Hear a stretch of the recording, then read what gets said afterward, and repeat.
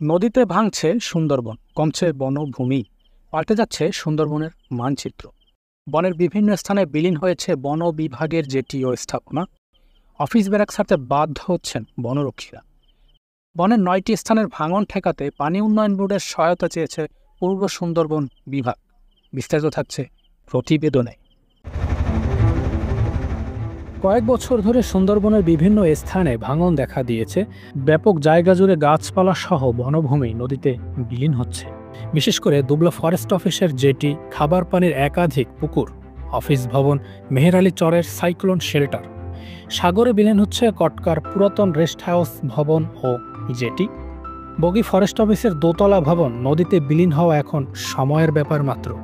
সুন্দরবনের ৯টি স্থানের পুকুর, জেটি, গোলঘর, টিকিট কাউন্টার, ট্যুরিস্টদের বসার স্থান ও স্টাফ ব্যারাকের ভাঙন ঠেকাতে পূর্ব সুন্দরবন বিভাগ বাগেরহাট থেকে বাংলাদেশ পানি উন্নয়ন বোর্ড বাগেরহাটের নির্বাহী প্রকৌশলীকে একটি চিঠি দেওয়া হয়েছে। ভাঙন কবলিত ৯টি স্থান হচ্ছে কচিখালী অভয়ারণ্য কেন্দ্র, কটকা অভয়ারণ্য কেন্দ্র, চান্দেশ্বর টহল ফাঁড়ি, জেলেপল্লী দুবলা টহল ফাঁড়ি, বগি ফরেস্ট স্টেশন, ঝাপসি টহল ফাঁড়ি, জোংরা টহল ফাঁড়ি, করমজল বন্যপ্রাণী প্রজনন কেন্দ্র ও সুয়ারমারা টহল ফাঁড়ি। পূর্ব সুন্দরবন বিভাগ বাগেরহাটের বিভাগীয় বন কর্মকর্তা কাজী মোহাম্মদ নুরুল করিম শরণখোলা দর্পণকে বলেন, সুন্দরবনে ব্যাপকভাবে ভাঙন দেখা দিয়েছে।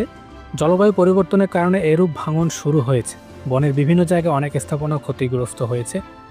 বাংলাদেশ পানি উন্নয়ন বোর্ড বাগেরহাটের নির্বাহী প্রকৌশলীকে অনুরোধ জানিয়ে গত বছরের সেপ্টেম্বর মাসে একটি পত্র দেয়া হয়েছিল। পানি উন্নয়ন বোর্ড বগিতে ভাঙন কবলিত স্থানে বালি ভর্তি জিওব্যাগ নদীতে ফেলেছিল, কিন্তু তাতে ভাঙন প্রতিরোধ হয়নি।